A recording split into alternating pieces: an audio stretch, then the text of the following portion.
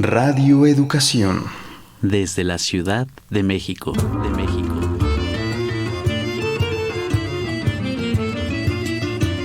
Somos paisaje interno. Somos paisaje interno. Somos paisaje interno. En constante proceso de transformación. Lo social nos condiciona. La emoción nos mueve. Y nuestra percepción crea la realidad.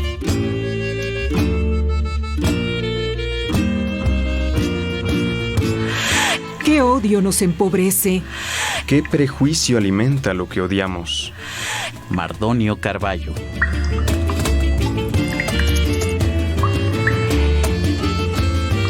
Dejemos de ser espectadores. Tomemos responsabilidad. Paisaje interno. Paisaje interno.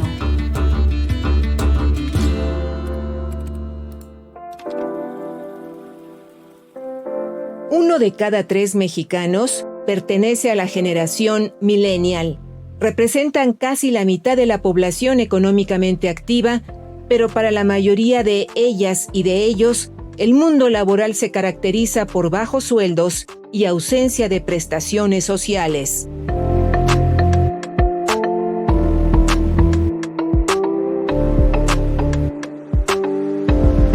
Las transformaciones acontecidas en el mundo del trabajo en los últimos años instituyeron un modelo laboral en el que los trabajadores son proveedores de servicios con obligaciones y no sujetos con derechos.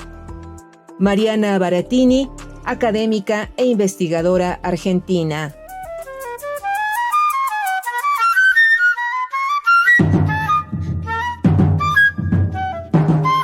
Radio Educación transmite a través de sus frecuencias 1060 de amplitud modulada, 96.5 de frecuencia modulada y www.radioeducacion.edu.mx.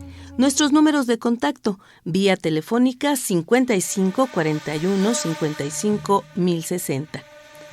Vía WhatsApp 55 12 33 29 15. Paisaje interno para el mundo.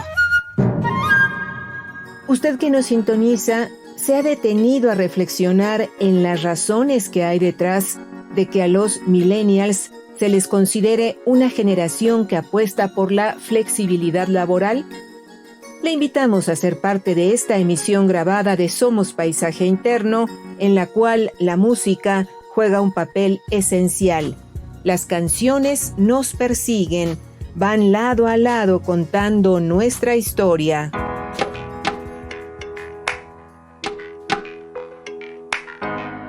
Se dice que la generación millennial, formada por quienes tienen entre 25 y 40 años, se adaptan rápido a los cambios.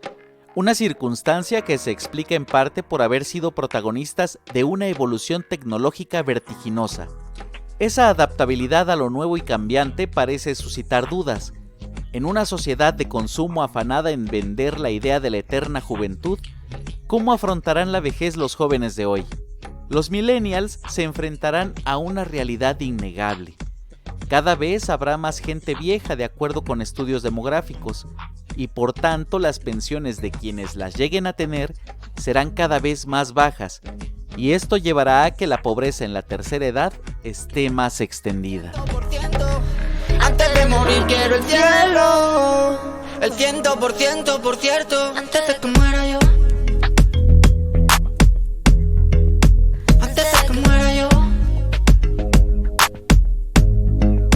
Antes de que muera yo. Antes de que muera yo. Antes de morirme. Vámonos de aquí para no volver. Y si volvemos que esté solo para hacerlo llover. Vámonos de aquí, no quiero esperar. El cielo está en algún otro lugar. Quiere mi tiempo, no tengo más. Sin ser gitana, tengo compás. Todo el día working sin descansar. No estoy para nada y no me puedo casar. Antes de morirme otra piel. Antes de morirme volver a nacer. Antes de morirme mátame. Antes de irme quiero 1000 de 100. Y a ti también, y a ti también. Antes de irte espérame. Antes de que muera yo. Tema: Antes de morirme.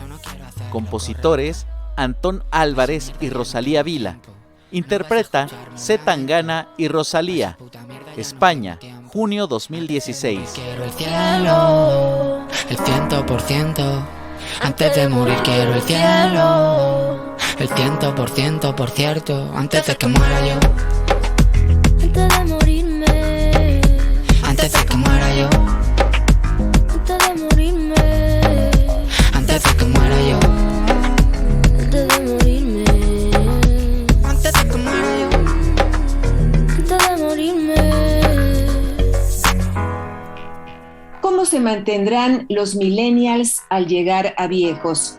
Somos Paisaje Interno en Radio Educación para el Mundo y nuestro invitado es el doctor Luis Antonio Mata Zúñiga, investigador del Seminario de Investigación en Juventud de la UNAM. Bienvenido, Luis Antonio, muchas gracias por aceptar conversar con nuestras audiencias. No, muchísimas gracias a ti, Ana Leticia, un gusto estar con ustedes. ¿Quiénes son los millennials? ¿Qué define a esta generación?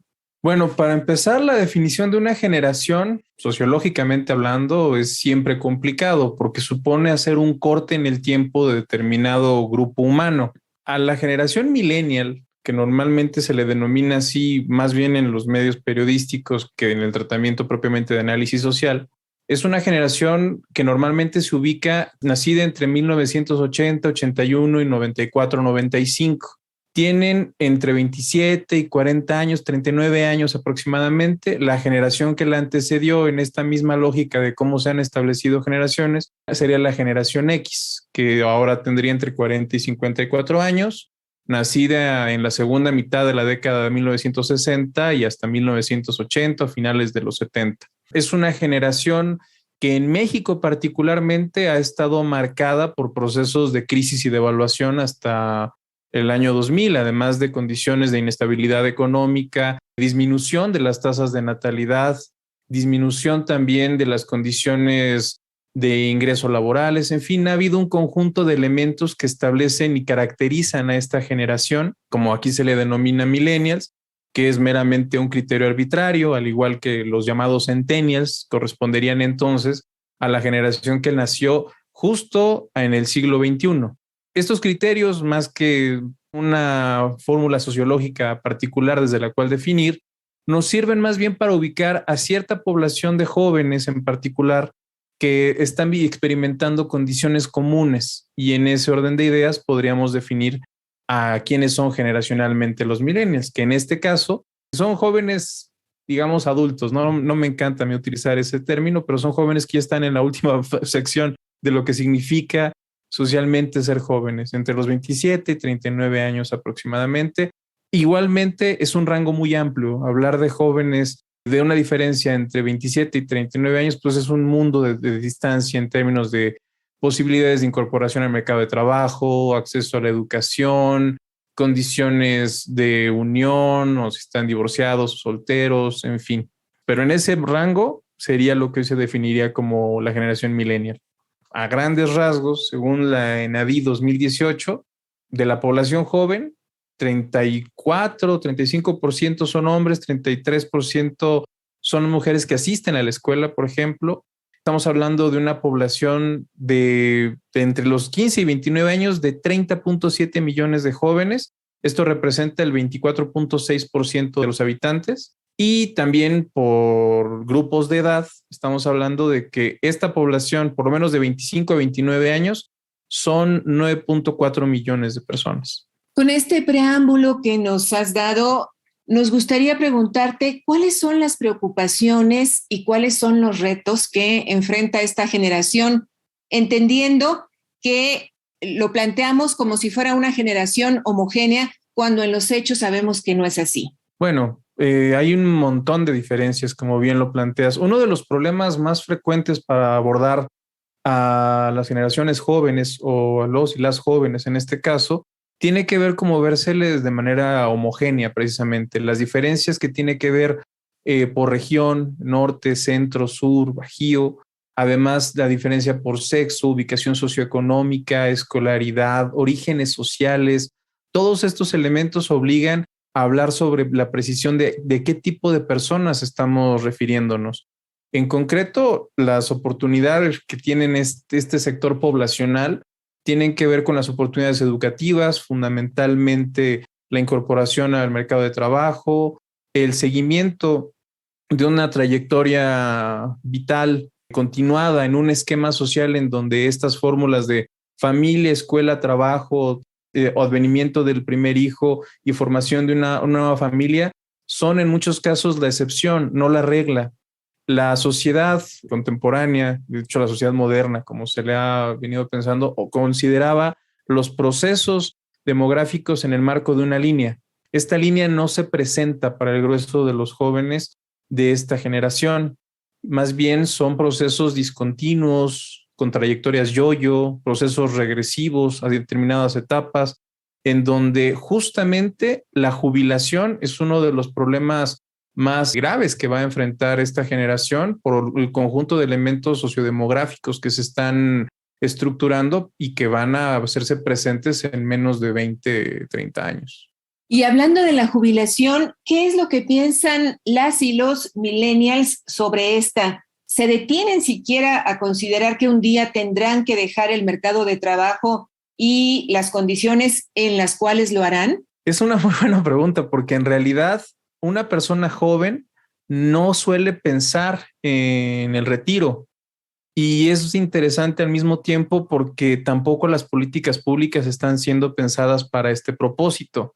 Una de las cosas que nos ha hecho falta es pensar la construcción de políticas públicas con perspectiva de juventud. En la misma medida que se realizan políticas públicas con perspectiva de género, debieran existir políticas públicas con perspectiva de juventud. Más allá de la formulación de una única ley o una sola ley general de jóvenes que podría ser meramente un papel, lo importante es entender cómo es que lo que sucede en la tercera edad forma parte del ciclo vital e incide directamente sobre los jóvenes, sobre sus condiciones de incorporación a la escuela, al trabajo, la formación o no de una familia y fundamentalmente el retiro. En este sentido, no hay una educación formal en términos de cuáles son las consideraciones que deberían de existir para que los jóvenes piensen en su retiro. Se sabe muy poco al respecto, no forma parte de los elementos que comprenden sus preocupaciones en el presente. Y en particular, se tiene que considerar que es una generación que va a vivir muchos más años que la generación de sus padres. Y esto implica generar un ahorro mucho mayor. Las finanzas públicas y el Estado no va a poder solventar los costos de una población hoy joven que va a tener 20, 30 años, problemas de salud, problemas de ingreso, porque se van a ver muy reducidas sus capacidades de ingreso en los momentos del retiro, en donde la natalidad está en decadencia. Por tanto, la población económicamente activa dispuesta para poder sostener a esa generación de hoy jóvenes que posteriormente serán adultos y adultos mayores, no va a haber suficiente dinero para sostener ese grupo poblacional. Es una generación que además enfrentará a un mercado laboral que está en momentos de crisis y de transición, en donde la idea de empleos con todos los derechos de larga duración enmarcados en estabilidad laboral, hoy día son más bien la excepción y no la regla, a la par de un mercado laboral constreñido con una alta incidencia de informalidad,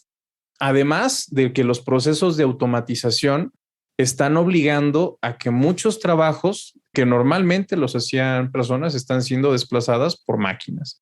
Y esa es una transformación que se está experimentando ahora en el mercado y que en un proceso de 20, 30 años será una realidad para la mayoría de las industrias y las empresas, y esto obviamente obligará a un recambio de lo que se entiende como la incorporación al mercado de trabajo para ciertos jóvenes que no van a tener suficiente educación.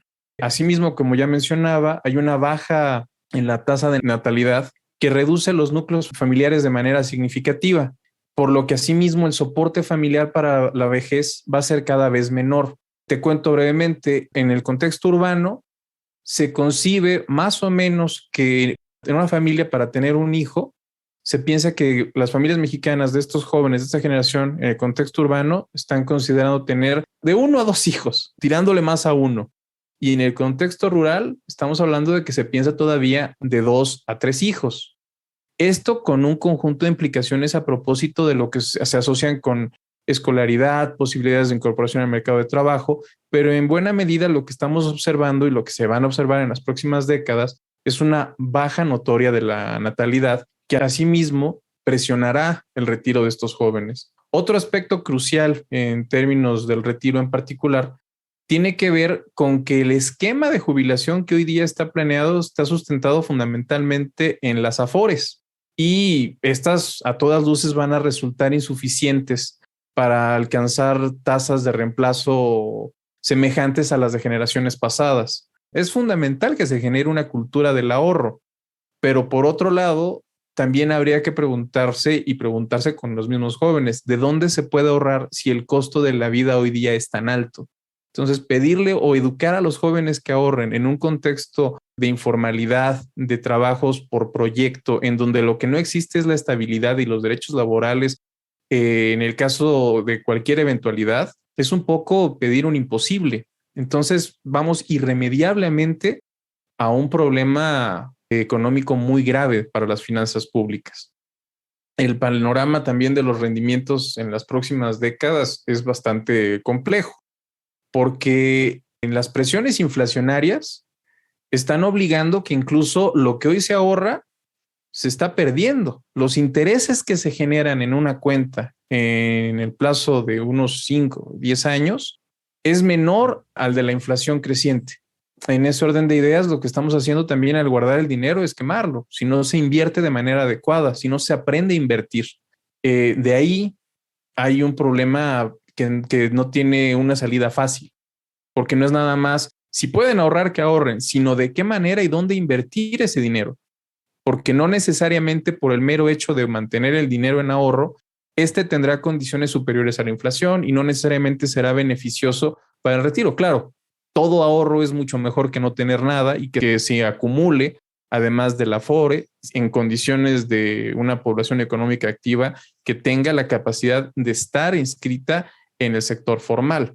Por esta y otras razones, las generaciones jóvenes están enfrentándose a una situación que realmente no están contemplando porque no se han preguntado ello. Y es difícil, una persona económicamente activa en plenitud para poder desempeñarse en diferentes puestos laborales, que está además estudiando o que recién egresó de las universidades o que lleva rato trabajando y generando ingresos para mantener un ritmo de vida más o menos, pues no, si no estable o ni si no adecuado, por lo menos lo ha venido logrando bien los últimos años.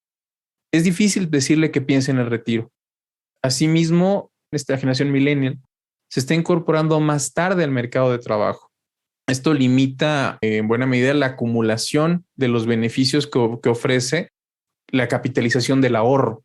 Y bueno, todo esto genera un desafío enorme frente al desconocimiento de esta generación sobre estos problemas.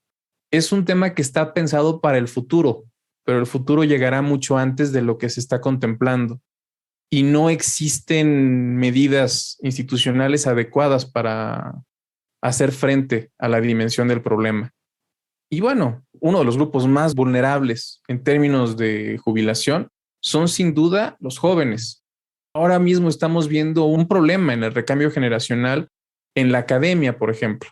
Una cantidad importante de investigadores y profesores jóvenes no están lográndose incorporar a la academia porque las condiciones de retiro que tienen las instituciones de educación superior no son suficientes ni adecuadas para el retiro de sus docentes viejos.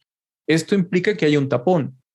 Y como ese es un ejemplo que se está multiplicando en otros tantos espacios, aunado a la altísima informalidad que se hace presente en el país. Frente a todo ello, lo que tenemos son esquemas tremendamente flexibles para poder incorporarse al trabajo y salir. No hay condiciones de estabilidad y todo esto se suma para que haya un problema de jubilación. Doctor Luis Antonio Mata Zúñiga, entonces, ¿cómo se mantendrán los millennials al llegar a la vejez sin una pensión de soporte, en muchos casos sin una familia que los apoye y también sin condiciones de seguridad social? Pues es la pregunta del millón. En buena medida, y esto va a ser una carga para las generaciones futuras, Cuando ha ocurrido situaciones de crisis, normalmente hay fórmulas que en México se han asociado a la familia extensa, a la formulación de grupos incluso externos a la familia base, desde las cuales poder soportar situaciones económicas en el marco de la precariedad. Algunas de las cosas que sí estoy viendo que están haciendo los jóvenes que son novedosas en términos de cómo mantenerse a sabiendas de lo que viene, sucede particularmente con aquellos jóvenes creadores. A manera de ejemplo, es una estrategia que a mí me ha llamado la atención de los jóvenes creadores de contenido multimedia, sabedores de que están en un contexto en donde no van a tener una incorporación a una empresa, no van a tener condiciones de ahorro como generaciones pasadas. Ellos sí están previendo en mucha mayor medida la formulación de fondos a largo plazo, de ahorro en particular, para de esta manera hacer frente a las condiciones que supone el retiro. Pero lo que sí innegablemente me parece que vamos a tener que ver es un alargamiento del tiempo de trabajo. Vamos a ver generaciones que no se van a querer retirar aunque quieran a los 65, 70 años, sino que van a tener que prolongarlo, y me refiero a tener. Esto va a ser mucho más pesado en condiciones en donde la escolaridad pesa en los jóvenes. Por ejemplo, en el caso particular de lo que supone acumular o no años de escuela, hago un antecedente a propósito de esto para establecer cómo se relacionan las oportunidades de educación para este grupo generacional y cómo es que esto puede establecerse en diferencias a propósito de cómo enfrentar el retiro. Desde 1993 hubo una reforma constitucional que incorporó a la educación secundaria a la educación básica y prolongó la educación obligatoria de 6 a 9 años. En 2002 se volvió a hacer otra reforma y esto obligó a que la educación preescolar también se hiciera obligatoria. La última gran reforma fue la del 2012, en donde se hizo obligatoria también la educación media superior. Esto corresponde a que de 1993 a 2013, México extendió los años de escolaridad obligatoria de 6 a 15 años, lo que dejó en claro que en materia educativa la principal consigna era la de incrementar tanto la matrícula como los años promedio de educación obligatoria, aunque dicho acento no se ha visto reflejado en una mejora sustancial de los resultados educativos, así como tampoco necesariamente en las condiciones de ingreso mensual que tienen los jóvenes. Si bien es cierto que sí, el incremento en el ingreso mensual de los jóvenes es mayor conforme aumenta la escolaridad, hay un problema en términos de incorporación, en donde hay poca flexibilidad por parte de ciertas formaciones muy especializadas con respecto a las opciones que les presenta el mercado. Uno de los aspectos sobre los cuales buena parte de los jóvenes está teniendo que aprender a realizar hoy día para poder mantenerse de manera competitiva frente al mercado es tener que ser muy flexible en sus aprendizajes, tener nuevos aprendizajes en diferentes áreas para poder incorporarse en diferentes espacios laborales. Y esto también es una tónica importante porque la mayoría de los trabajadores de esta generación son empleados, no generadores de empleo. Y es un criterio que particularmente está presente en aquellos jóvenes que provienen de la educación pública, a diferencia de los jóvenes que provienen del sector privado, que tienen mucho más la idea de la generación de un emprendimiento. Este esquema obliga que a futuro las posibilidades que tienen los jóvenes para enfrentar el retiro van a ser muy distintas con respecto a la escolaridad, en donde sí, la escolaridad, si bien es cierto, hoy día tiende a contar cada vez menos para acumular más, es un mayor ingreso, sí es importante esta para ser más flexible en espacios de a dónde incorporarse y en diferentes posibilidades. No contar con la educación restringe esta posibilidad. Por otro lado, está el tema de la vivienda. Uno de los problemas particulares es cuánto del ingreso mensual se utiliza en el pago de la renta.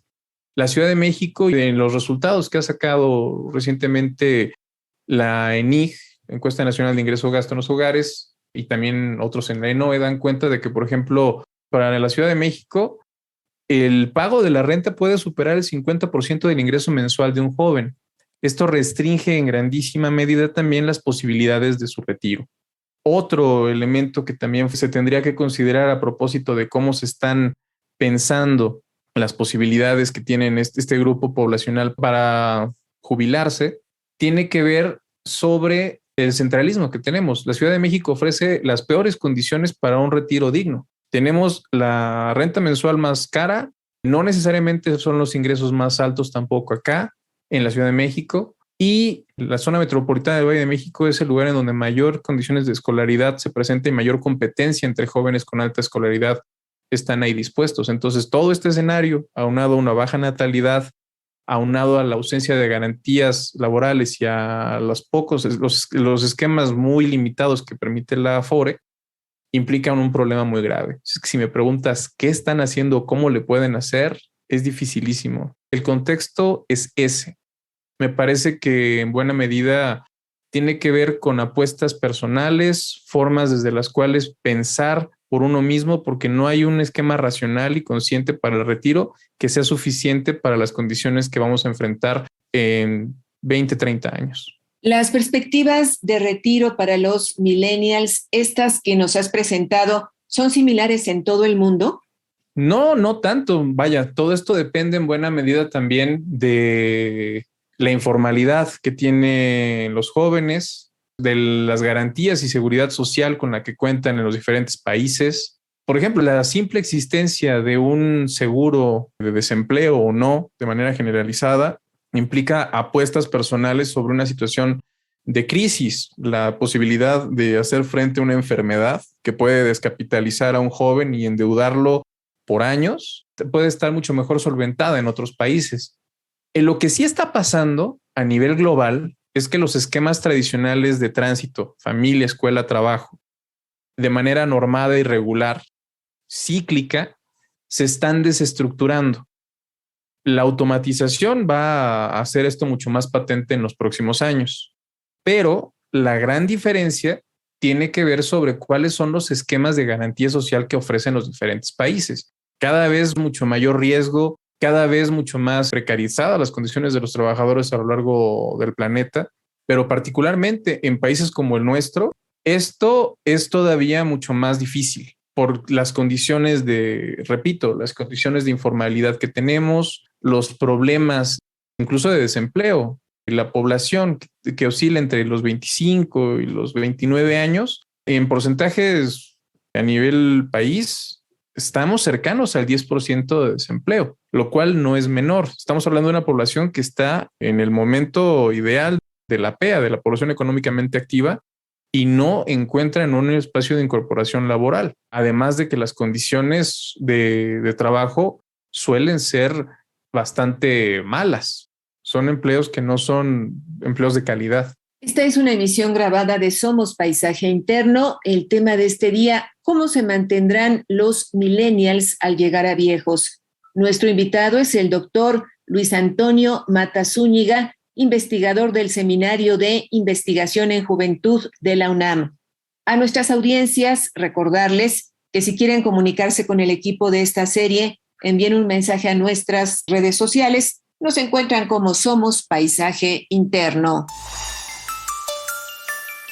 Hola, buenos días. Mi nombre es Carla Doig Alviar. Soy abogada, maestra en políticas públicas, articulista con estudios de derechos humanos desde la perspectiva de género y actualmente me desempeño profesionalmente en la Secretaría de Gobernación de la Administración Pública Federal. Quisiera empezar mi intervención definiendo brevemente a quiénes se consideran millennials. Los demógrafos e investigadores suelen definir a esta generación como la conformada por aquellas personas nacidas aproximadamente entre los años de 1981 y 1996, años en los cuales se empezaron a gestar grandes transformaciones mundiales, por ejemplo, las grandes crisis financieras, los despidos masivos, la inflación y especialmente el gran avance de la tecnología y conectividad de una forma sumamente acelerada. Los millennials, ese grupo de jóvenes que se ha caracterizado por tener un cambio de mentalidad, según estudios de Deloitte, ha demostrado tener una alta familiaridad con las comunicaciones y la tecnología digital, situación que los ha impulsado a ser innovadores, creativos y personas con un alto índice de valores sociales y éticos. Un revelador estudio de Manpower Group indica que los millennials trabajan generalmente más de 45 horas a la semana, más del 20% en trabajos secundarios y un 66% dice tener la expectativa de seguir trabajando después de los 65 años de edad, excediendo, claro, la edad convencional de retiro. En mi opinión, se requiere un profundo análisis de las razones por las cuales la generación millennial frecuentemente es tan inestable en la duración de los trabajos formales disponibles en el mercado. Quizás habría que dimensionar el impacto que va a generar en el corto plazo un sistema laboral actual tan inflexible para una generación que valora aspectos muy diversos si se compara con las generaciones anteriores. Ahora bien, suponiendo que encontráramos la forma para que el sistema laboral en México se flexibilice en aras de permitir a las personas millennials tener una estabilidad laboral, no será suficiente para garantizar su manutención. Y esto se debe a la reforma de 1997, mediante la cual se determinó que aquellas personas que empezaran a cotizar seguridad social después de esa fecha recibirán una pensión ostensiblemente menor, recibiendo únicamente lo aportado a sus cuentas individuales de ahorro para el retiro, ahora administradas ya no por el gobierno federal, sino por las AFORES. Por lo tanto, como país necesitamos asegurar a los millennials las herramientas mínimas necesarias para su futuro, es decir, estableciendo directrices tanto públicas como privadas que estén dirigidas a sus habilidades y características particulares, aprovechando el uso y familiaridad que tienen con las comunicaciones, los medios de comunicación y las tecnologías digitales, creando plataformas que les permitan realizar un ahorro a través de mensajes en el celular o transferencia automática.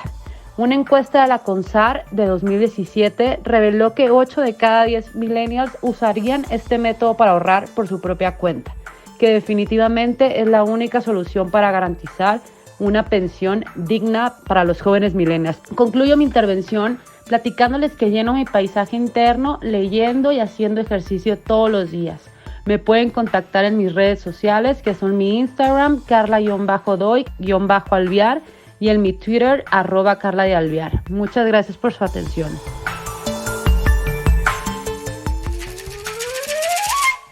Tu participación enriquece nuestra experiencia.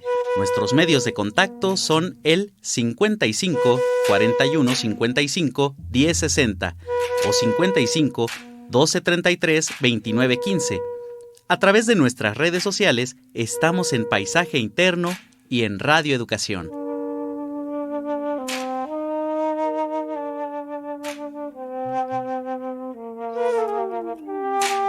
Y continuamos con esta entrevista grabada. El tema del día: ¿cómo se mantendrán los millennials al llegar a viejos? Nuestro invitado, el doctor Luis Antonio Mata Zúñiga, investigador del Seminario de Investigación en Juventud de la UNAM. Luis Antonio, ¿es la de los millennials una generación que apuesta por un trabajo flexible y que, como lo han sugerido algunas encuestas e incluso algunos informes, prefieren rechazar prestaciones laborales a cambio de tener un mayor salario y proyectos que les permitan crecer en su carrera profesional? ¿Es así? Este es normalmente uno de los estereotipos que se han asociado a los millennials. Se piensa de los millennials como una generación que desea esquemas flexibles de trabajo y que no está dispuesta a formas más tradicionales como generaciones pasadas. En buena medida, la realidad es que se trata de una generación que en un alto porcentaje no conoce o no ha experimentado las garantías y derechos laborales. No es una generación que particularmente opte por un esquema flexible y distinto.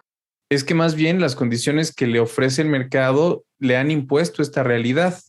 Y esto es un problema porque en buena medida pareciera que uno de los criterios es que las empresas debieran de proponer y fomentar esquemas flexibles de trabajo, de teletrabajo, condiciones de proyecto, de mucha mayor flexibilidad.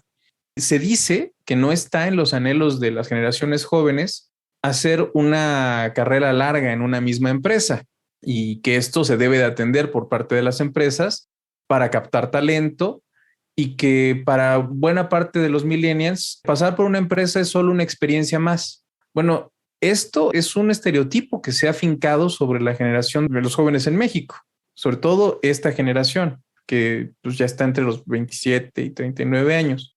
Estas ideas a propósito de cómo debieran de pensar las empresas para captar talento y darles opciones de flexibilidad a los trabajadores jóvenes, así como las llamadas virtudes de los trabajadores nómadas digitales, es un esquema que, si bien es cierto, algunos jóvenes pueden perfectamente defenderlos y decir que están muy a gusto con ese tipo de trabajo, el grueso de los jóvenes, yo te garantizo que desearía de tener condiciones mucho más estables, condiciones más claras. Esto puede sonar muy lindo, tener un empleo flexible en donde yo pueda terminar un proyecto e iniciar otro, no estar atado a una empresa, no tener que ir 8 horas, no tener que tener estos esquemas tan rígidos. Si bien es cierto, sería importante establecer condiciones en donde la productividad y sea mucho más clara a partir de que no necesariamente se tenga que estar en un mismo espacio, y si la pandemia algo nos ha enseñado es que también se puede trabajar muy bien a distancia. También es un riesgo importante pensar que los esquemas que piensan o que desean los jóvenes para trabajar son necesariamente esquemas flexibles, porque si se ve en términos claros sobre sus derechos laborales, las condiciones que tienen de garantías para enfrentar una situación como puede ser una enfermedad, un accidente, cualquier cosa, en buena medida están en la indefensión. Asimismo, estos mismos esquemas que plantean muchas empresas como que debieran de ser las adecuaciones para una nueva generación, van en detrimento de aspectos fundamentales que eran antes algo absolutamente lógico, como por ejemplo la vivienda. ¿Qué esquema laboral para un freelance puede ser suficiente para la adquisición de una vivienda? No existe en nuestro esquema para la obtención de una vivienda la manera en que un freelance, en el contexto en que se desempeña, sea capaz de hacerse de manera adecuada de una vivienda.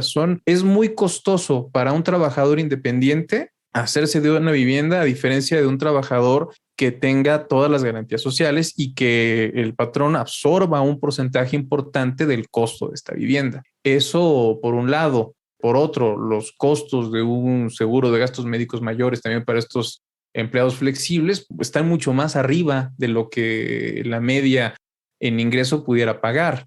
Voy a poner un ejemplo. En términos de ingreso, según datos del ENOI, al término del 2020, para aquellos jóvenes en este rango de edad que tengan, por ejemplo, un posgrado, estamos hablando de que su ingreso mensual oscila a la media nacional poco más de los 16,000 pesos.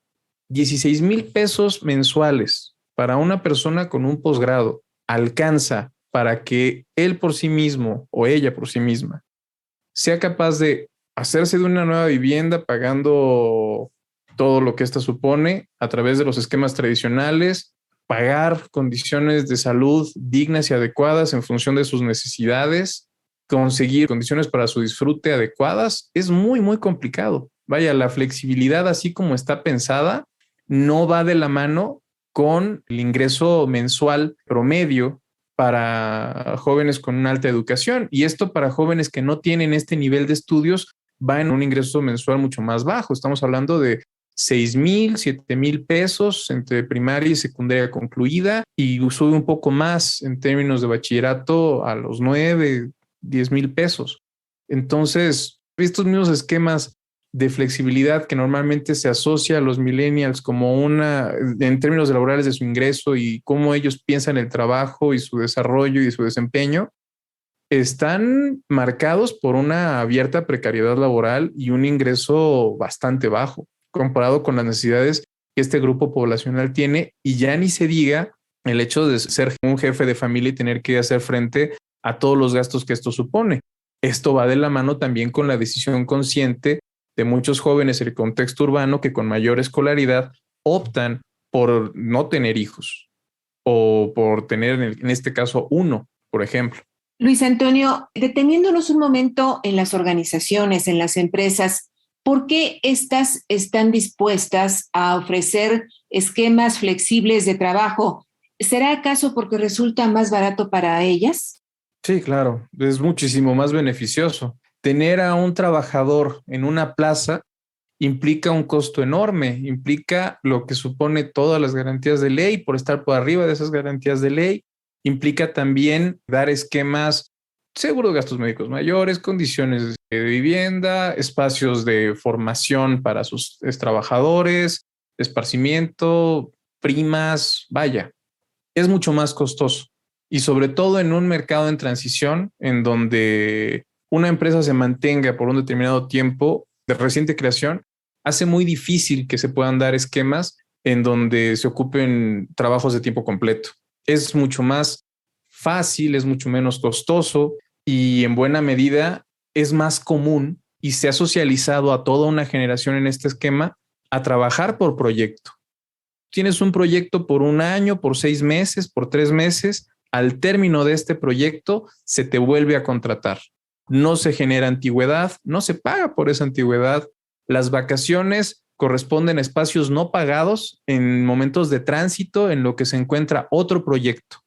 Y el problema de este esquema es que se está pensando a la juventud como un bien que se está gastando y que están tomando las empresas. Las empresas están aprovechando de la juventud de estas personas y que al cabo de un determinado tiempo, pasados los 40 años, la experiencia obtenida no necesariamente se traducirá en una mayor incorporación, porque la experiencia obtenida implica un mayor costo para un mayor ingreso para estas personas que ya tienen arriba de 40 años con una acumulación de experiencia y que para efectos prácticos de la flexibilidad y el tipo de trabajos que se están requiriendo, se puede optar por pagar a otros jóvenes con menos experiencia, pero capaces de aceptar salarios más bajos. Entonces, sí, necesariamente todo este esquema, el que ayuda y contribuye es a las empresas y el sistema de reproducción en donde la explotación es la moneda de cambio. En este esquema no ganan los jóvenes, no ganan los trabajadores jóvenes y se aprovecha de un desconocimiento de sus derechos laborales y un esquema que se ha aprendido durante décadas en complicidad entre gobiernos y empresas. Justo preguntarte, ¿el Estado qué papel está jugando en este escenario que planteas? Pues el Estado en sí mismo lo que ha hecho es acompañar condiciones en donde lo que se apuesta es tratar de reducir los esquemas de informalidad, pero no se ha logrado. O sea, tenemos un esquema de informalidad altísimo, el 50% mayores. Y en este sentido, la forma en cómo se ha tratado de incorporar al joven al mercado de trabajo es también para poder tener impuestos a través de su contribución. Me parece que uno de los aspectos fundamentales que ha descuidado el Estado mexicano en este contexto, hay varios, pero uno de ellos crucial tiene que ver con las brechas salariales y entre norte y sur, que hasta ahora recientemente se han hecho incentivos fiscales para que haya diferentes ingresos en las fronteras, pero esto pues, no ha aliviado realmente las condiciones de ingreso, dada la contingencia de crisis económica que estamos viviendo, la contracción del mercado y la alta inflación. Además de ello, otro de los problemas que tampoco se han abordado tiene que ver con las brechas salariales entre hombres y mujeres, que también es un aspecto que debió de haber revisado hace años el Estado y los gobiernos, pero ha estado descuidado. Ha sido normalmente aspectos que se han permitido y se han prohijado a lo largo del tiempo. Los esquemas del outsourcing, por ejemplo, han fomentado también formas de explotación muy criticables, pero que al mismo tiempo permiten el acceso de personas jóvenes al mercado de trabajo. El problema es que, además de regularse, se tendrían que garantizar condiciones de incorporación al mercado de trabajo en trabajos dignos. Los trabajadores que ahora están operando en las formas para llevar comida o transportar gente son esquemas laborales que normalmente están siendo llevados a cabo por jóvenes y que, lejos de pensar en el retiro, están viviendo esquemas de supervivencia. Entonces, mientras el Estado mexicano prohija estas condiciones, que no estén reguladas y que no haya realmente condiciones adecuadas para pensar no solo el retiro, sino condiciones dignas de vida de los jóvenes en este país, estamos solamente frente a un esquema en donde se están promoviendo estas prácticas. ¿Cuáles son los derechos que las y los jóvenes en estas edades deben saber que tienen, aunque no puedan ejercerlos, dadas las condiciones que has descrito? Bueno, es que ese es el tema. En principio, debieran de tener acceso a un ingreso digno que esto implica cumplir con las condiciones constitucionales donde debería alcanzarles para el pago de una vivienda, para el pago de sus de condiciones dignas de disfrute, para su sustento, para su vestido, que debiera de proporcionarles felicidad, básicamente, económicamente hablando, y también que en las empresas y en las condiciones de trabajo que tienen, deben de tener derecho a no ser maltratados, tienen derecho a un esquema de retiro digno, tienen derecho que sus pagos sean en tiempo y forma, tienen derecho a todas las prestaciones que el Estado les otorga y que estas forman parte de los derechos ganados por la Constitución, pero en buena medida estos derechos no se ejercen porque se desconocen y en buena medida están acostumbrados a no ejercerlos. E incluso a sabiendas de que los pueden ejercer, muchos optan por no llevarlos a la práctica porque hay una desconexión con las condiciones de seguridad social que les ofrece el Estado. Por ejemplo, una cantidad importante de jóvenes que tienen, incluso cuentan con seguridad social como el ISSSTE o el IMSS, optan por asistir a estos consultorios de esquina y de barrio donde por una pequeña cantidad son atendidos de manera directa para ahorrarse los tiempos que supone la atención hospitalaria, para ahorrarse también la burocracia, y que este tipo de prácticas y esquemas se han multiplicado en el país precisamente porque hay un desencuentro entre los jóvenes y sus derechos por la calidad que se les está dando para la atención en diferentes ámbitos. Hacerse de un crédito hipotecario, optar por diferentes esquemas que le permite la seguridad social. Hay un desconocimiento amplio. Nos queda claro que para que las y los jóvenes ejerzan sus derechos es preciso que haya cambios en el modelo económico y desde luego en las políticas públicas. Pero mientras esto sucede, ¿qué recomendaciones darías en lo particular a esta generación? Ya hablabas de que si pueden ahorren, si pueden inviertan, desde luego que luchen porque estos derechos sean para ellos una realidad. ¿Hay algo más que agregar?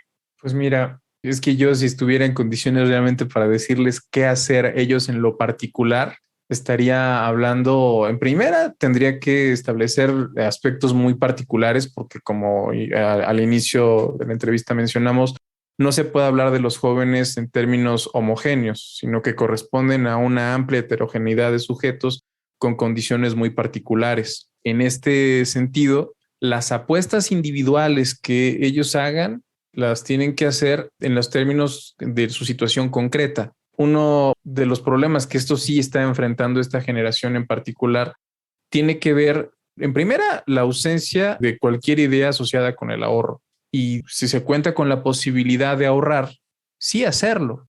Pero sí sería importante empezar a pensar en esquemas financieros quienes tienen la oportunidad de hacerlo para poder pensar en un retiro digno.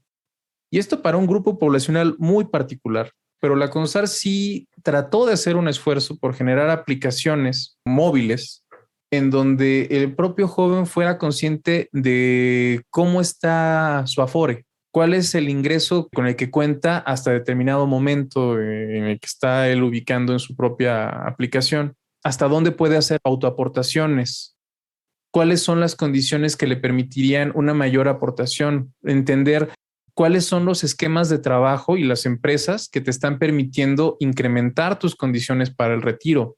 Ser mucho más críticos en qué tipo de empresas se están incorporando, sea en el sector público, en el sector privado, y cuáles son las condiciones, es un aspecto que sería muy importante por parte de los jóvenes para entender a dónde están dedicando su tiempo, porque es un esquema que no va a volver. Y esto es un problema práctico de muchas instituciones públicas en particular, en donde los contratos se hacen semestrales o trimestrales. Y esto obliga a que no haya antigüedad, que los derechos laborales sean muy reducidos, porque además ganan a veces mucho más por los incentivos que les da la empresa o la institución pública en la que están laborando que el salario real con el que cuentan. Y entender este tipo de situaciones permitiría tener mejores condiciones para el retiro. Pero estoy hablando justamente de jóvenes con alta escolaridad que están incorporados en empresas e instituciones públicas y privadas que tienen la capacidad de discernir cómo le van a hacer. Estoy hablando en este sentido de un sector muy particular de la población joven. Para el grueso de la población joven, lo que para buena parte, no el grueso, pero para buena parte de este porcentaje de jóvenes, lo que está es la supervivencia, las condiciones de un trabajo que les permita ir al día a día para poder alcanzar el mes, la semana. Y en ese esquema, realmente cualquier idea de ahorro no existe. Pero sí, desincentivar el endeudamiento por tarjeta de crédito, por ejemplo, aquellos jóvenes que tienen acceso a este instrumento, que si bien es cierto, México es un alto pagador de tarjeta, no tenemos porcentualmente a nivel histórico, los mexicanos solemos pagar nuestras deudas en tarjeta, excepto en momentos de crisis, porque pues ya supera cualquier posibilidad de pago. Pero hacer un uso adecuado de los instrumentos financieros siempre va a retribuir en mejores condiciones, no solo para el retiro, sino para tener una educación financiera que nos permita distribuir mejor nuestro gasto y saber en qué se está invirtiendo nuestro dinero, qué tanto consumimos en las salidas a comer en la calle, qué tanto se gasta en cosas que no necesitamos, qué tanto nos venden que necesitamos y que terminamos comprando o no. Pero reitero, estas recomendaciones o estas opciones de cómo establecer las decisiones financieras que se hacen en lo particular corresponden a un grupo muy pequeño de jóvenes comparado con el grueso, que realmente las condiciones de vida con las que están contando son muy precarias. Uno de los principales problemas es la autonomía.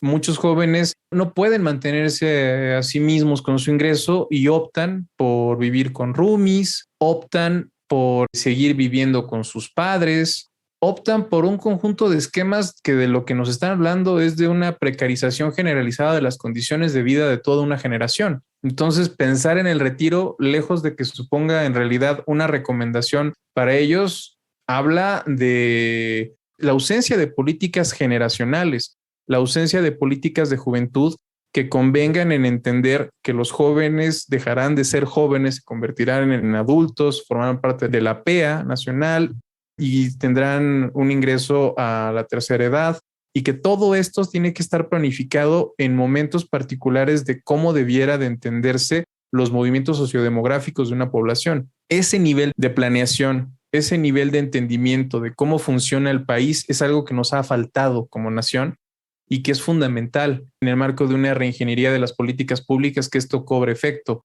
No se le puede endilgar al joven en lo particular que él sea el responsable exclusivo de su retiro en el marco de una sociedad, sobre todo dadas las condiciones que tiene institucionalmente hablando para su retiro y cómo va a ser este. Pues, doctor Luis Antonio Mata Zúñiga, gracias por esta entrevista para Somos Paisaje Interno. ¿Cómo podemos seguir tu trabajo? Está presente en la página del Seminario de Investigación en Juventud de la UNAM, en donde está mi perfil. También en la página de ResearchGate, buscando mi nombre, ahí están las publicaciones recientes de mi trabajo. Y bueno, también puedo dar mi correo electrónico, es antomata@yahoo.com. Ahí puedo leerlos y con todo gusto, si puedo colaborar en algo, ahí estoy. Muchas gracias y nos despedimos. Buenas tardes. Muy buenas tardes. ¿Cuáles son las diferencias en las formas de ser que encuentras entre las antiguas y las nuevas generaciones? Seguramente muchas, pero escuchemos a Ana Sarmiento, quien reflexiona sobre la importancia de la convergencia de las generaciones y el beneficio de trabajar en conjunto. Te invitamos a buscar su charla como El futuro es millennial. La encuentras en YouTube. El futuro es millennial. Aprender sobre arte también ha cambiado de generación en generación. Los millennials han encontrado en las plataformas digitales un medio para la divulgación artística. Si eres de los que desea ver un buen video, escuchar un podcast o tomar un curso, te recomendamos buscar el proyecto Hablemos Arte. En cada entrega, Roberta Villarreal te lleva entre épocas y corrientes artísticas. Te invitamos a conocerla a través de www.hablemosarte.com. En la parte final de este programa, vamos a darnos un momento para escuchar nuestro paisaje interno.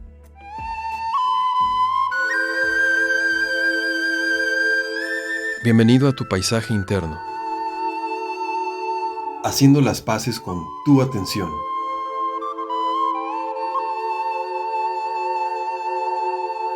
Ajá, con que la atención se ha ido o no te hace caso, ¿eh? Con que resulta difícil mantener la atención y concentrarte en algo, ¿no? Bien, tal vez lo que quieres es que la atención venga así, nada más porque tú lo quieres, lo deseas o lo necesitas. Pero, ¿por qué no invitar la atención en lugar de exigirle? Invítala como invitas a una amiga o a un amigo, incluso como invitar a una pareja a mirar un atardecer.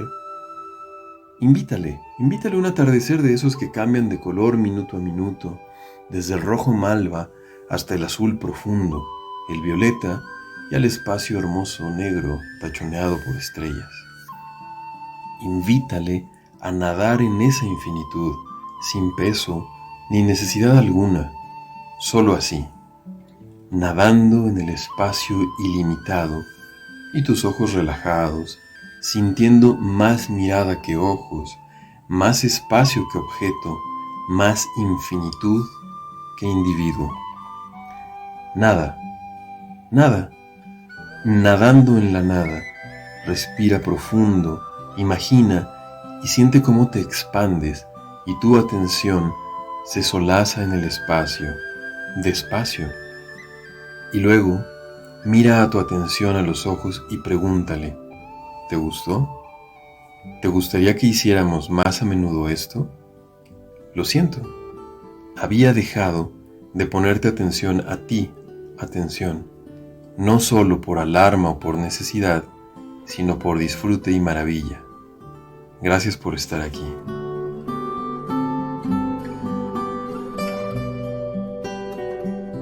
Soy Bruno Díaz, psicólogo.